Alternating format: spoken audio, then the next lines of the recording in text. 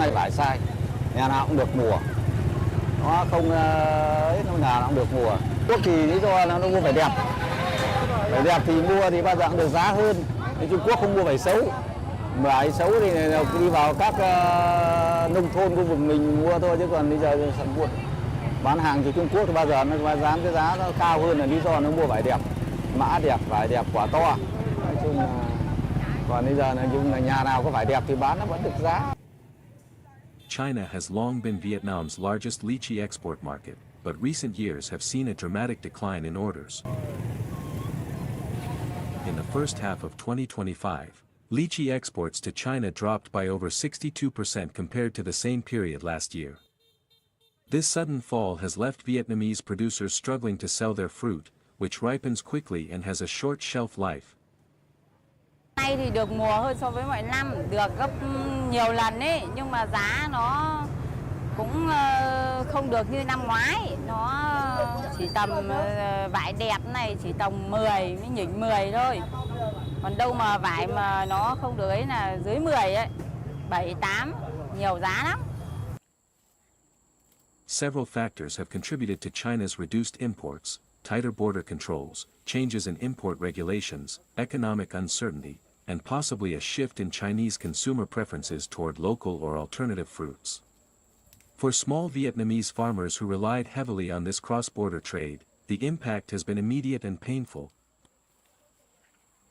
Cây vải này thì là bác đã trồng được 23 năm, nhưng mà về thu nhập thì là nó không ổn, thì là bác ngoài ra là trồng thêm cây đào để tăng thu nhập, chính là cây đào. Còn các cây mít, cây trái chăng, hoa quả này là chỉ ăn, là phục vụ gia đình. For many families in lychee growing regions, the fruit is their main source of annual income.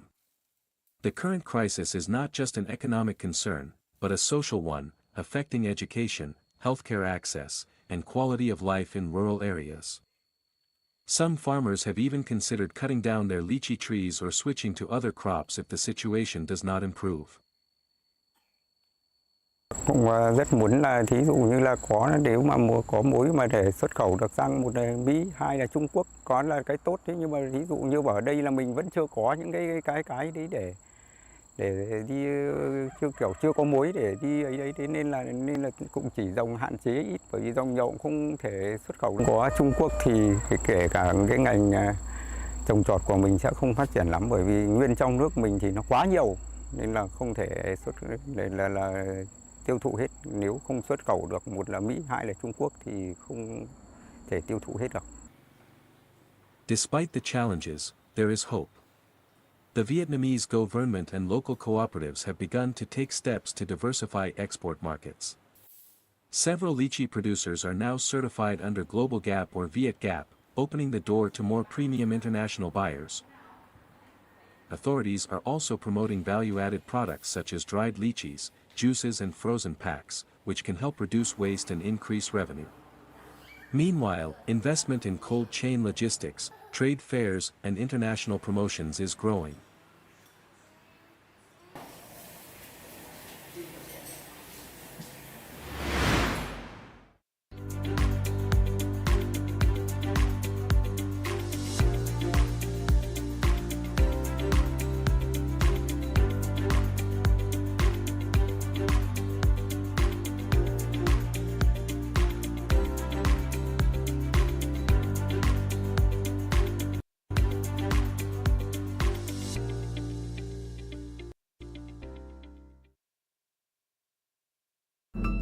Malaysia, a nation of promise and progress, proudly steps into the ASEAN Chairmanship in 2025. A decade ago, we held the chair as the ASEAN community was born in Kuala Lumpur. And now, Malaysia is once again ready to drive progress and empower the people of Southeast Asia. ASEAN is now more than an association of nations. It is a symphony of shared dreams, a chorus of hopes intertwined.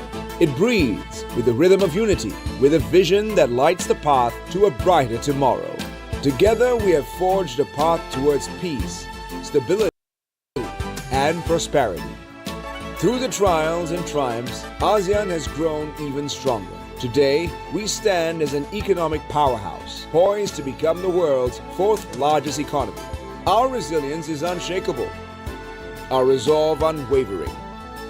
In 2025, we will forge ahead, bold, confident, and unyielding. This is ASEAN's moment to shine. As chair, Malaysia will embrace the future with a clear vision. We will champion inclusivity, creating a region where every voice soars and no one is left behind. We will drive sustainability in all we do, securing the long-term well-being of our people. Together, we will build a future where everyone can thrive. ASEAN is a community of nations, of shared dreams, an excellent example of how neighbors can sit down and work together for the betterment of our people. In 2025, under the guiding light of the ASEAN Community Vision 2045, a new chapter will begin. This marks the start of a 20-year journey, a journey where we rise not as separate nations, but as one.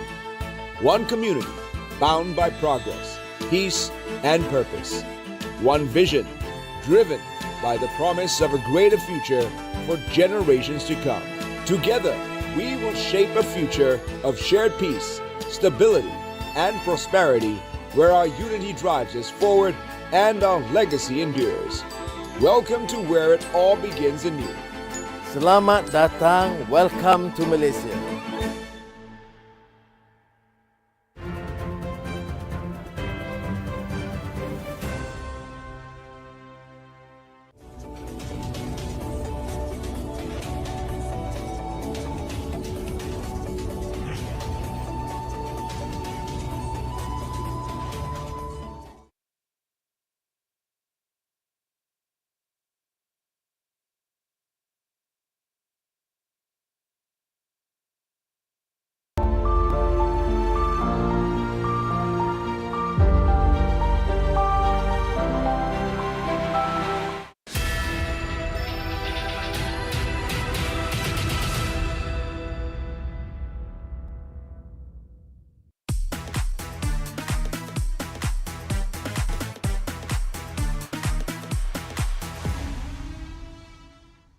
So keep it locked in right here on the show. A very interesting topic today. And while we'll be talking to our guests in the studio, Professor Dr. Tan Mo Pin, who is the head of geriatric, the medicine unit from University Malaya Medical Center. And while living with dementia, this is a very important topic, as I said earlier on. And a very interesting one, especially for those of you who probably might know somebody who is having these problems. And well, the good professor, our guest in the studio, will be at least explaining to us a little bit more on our topic for today. Now, just to let you know that dementia is or happens to be a general term for loss of memory, language, problem solving, and other thinking abilities that are severe enough to, well, get into our lives or interfere in our daily life. Now, Alzheimer's is the most common cause of dementia. So getting into our questions, but just before that, we would like to get to know our guest in the studios, Professor Dr. Tan Mo Pin. And a very good morning to you, Professor. Professor, could you just tell us a little bit more about yourself and, well, probably a little bit of what you do as a profession? Yes.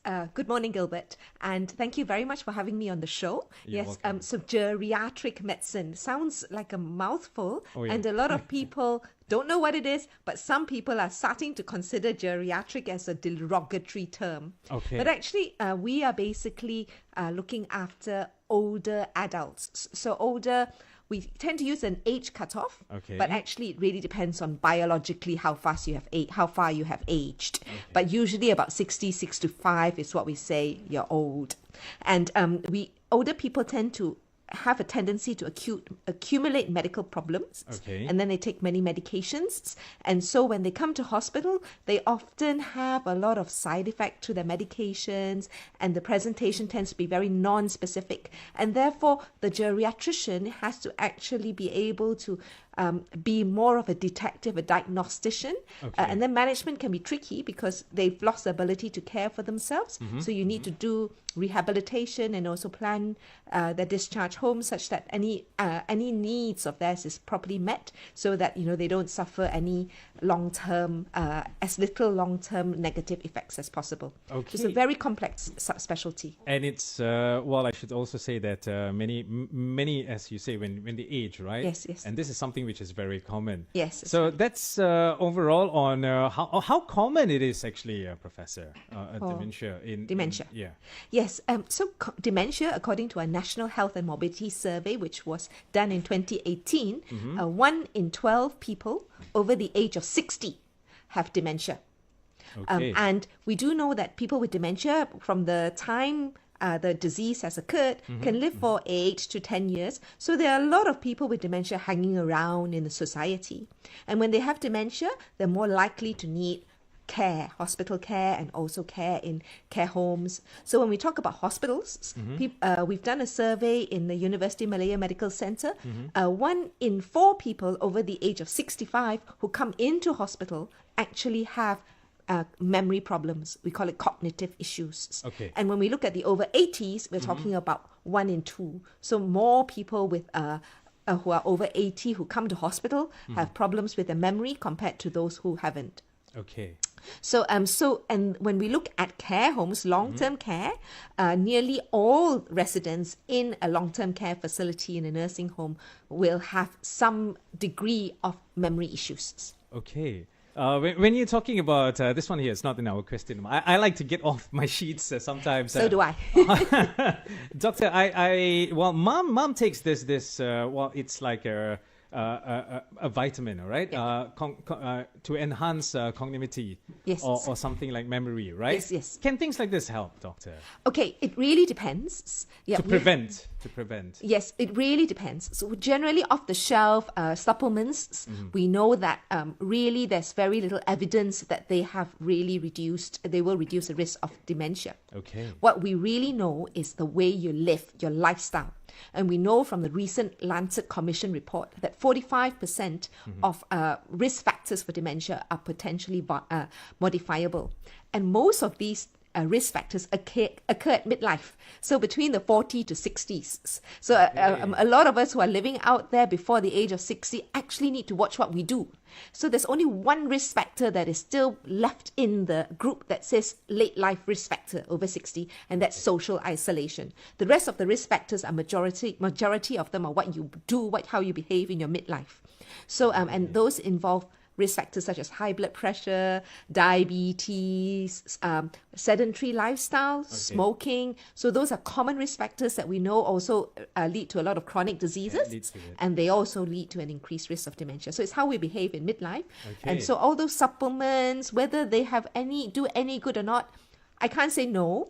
But even if they do, it's not going to be it's not going to be the one that really reduces your risks. Okay, because if you as what you mentioned, Professor, this is things that how you live your midlife. Yes, that's right. Very important. Very. So it's not just taking those supplements to. Yes. And what we say it's a life course approach, isn't it? Yes. So if you risk factors such as educational risk factors. So for childhood, you really need to look at education. Prevention of head injuries. I think there's been a lot of things in the news about how these American footballers have an increased risk of dementia, chronic traumatic encephalopathy. So what we do see is if someone has a motor vehicle accident in early life, that will really increase the risk of developing dementia in late life. Wow. Okay, that's surprising. It's not just something that we pick up just because we're getting old or we're aging, but it's also, as what you said, lifestyle and also damages that has happened in the earlier stages. Yes. All right. How does actually dementia happen, Professor? Okay, so the dementia is actually a problem with the brain. And so when we actually dissect the brain of someone who has died of dementia, we will find that there are these plaques called amyloid plaques. Okay. And in the microscope, you also see neurofibrillary tangles. So those are the pathological issues that happens. Okay. But we won't be able to know until we actually dissect that brain after the patient have died. So what we do know when we notice from day-to-day life is that we do know now that even because we know that dementia, you can only diagnose it when they've lost the ability to look after themselves on a day-to-day basis. Okay. But even years before this happens, we might notice some behavioral issues. The person might start becoming more impulsive, more exaggeration of their idiosyncratic behavior. So previously, maybe they were already an anxious person, but they are much more anxious nowadays. If previously they were a bit of an angry person, now they can't control their temper. The lid has seemed to have been lifted off. And then over time, they start becoming forgetful. So putting car keys somewhere and then not being able to find them, the famous one is you park your car somewhere and then cannot find it in the car park. Okay. Yeah, well, this happens to all of us at times. Yeah. The person who actually is starting to develop dementia, we call it pre-dementia, will actually experience this regularly. Yeah, Okay. and then when dementia occurs, usually the initial presentation is the memory issues. So they stop being able to remember things. So they're managing finances is a problem, and kind of more high level activities of daily living are lost. So finances, going shopping, doing the housework, doing the laundry, so those are what we call instrumental activities of daily living. Professor, but sorry to interrupt. There are some people who probably might just get this mistaken, being absent-minded, being forgetful, Yes. and having Alzheimer's or dementia. So it's two different things, right? Yeah, I mean, we have a lot of fun when we talk about these things. It's like, oh no, I keep forgetting. Yeah. Have I got dementia? We do know that there are a lot of conditions that will actually mimic dementia. So we call it pseudo-dementia. And this happens when, let's say, you're very unwell. And you can have what we call a delirium. Okay. So that will seems like it's dementia, but when you recover from your illness, your memory comes back. Okay. So then it's not dementia. And then there is also like depression. So you're feeling very depressed, and your mentation is very slow. Then it would appear like you have dementia, but if we are able to treat the depression, then the memory comes back. So those are we call pseudo dementia. But there's also the absent-minded fellas. Yeah. So there are people who have been absent-minded all their lives. You cannot blame dementia. Yes. So that's the one I've always wanted to know. Don't get it complicated or confused. Because I know one or two of my friends who are in their midlife, or ever since I knew them from school, just forgetful. Yes. Yeah. And then he did bring up this particular subject. Hey, dude, am I one of them who is getting into these stages? Yes. So I just did not know how to explain that to him. It has to be something that was not like that before, but has suddenly become a problem. Or previously it was a bit like that, but it's more exaggerated now. Okay, so those are the warning symptoms or the warning signs, and probably should have your heads up on that. The difference between dementia and Alzheimer's, Professor? Okay, so Alzheimer's is a type of dementia. Okay. And we always know Alzheimer's as the most common cause of dementia. So the figures are about 6 out of 10 cases of dementia will be due to Alzheimer's disease. Okay. But there are lots of other causes of dementia. So dementia is not really a single disease. But we tend to use it interchangeably, and a lot of the research we've done for treatment of dementia will be targeting Alzheimer's because it is still the most common cause of dementia. Right, there you go. I'm very sure there's questions that probably our listeners will have. We have our producers behind the screens. So if you'd like to talk to us, while we are on Facebook page, which is Tracks FM, and on other social medias, we are on TikTok, we are on Facebook. So talk to us, ask us any questions. Probably you'd like to say hello to our professor right here. You can do so. We are live right now. And what we're going to do is we're going to take a short song break. So stay tuned.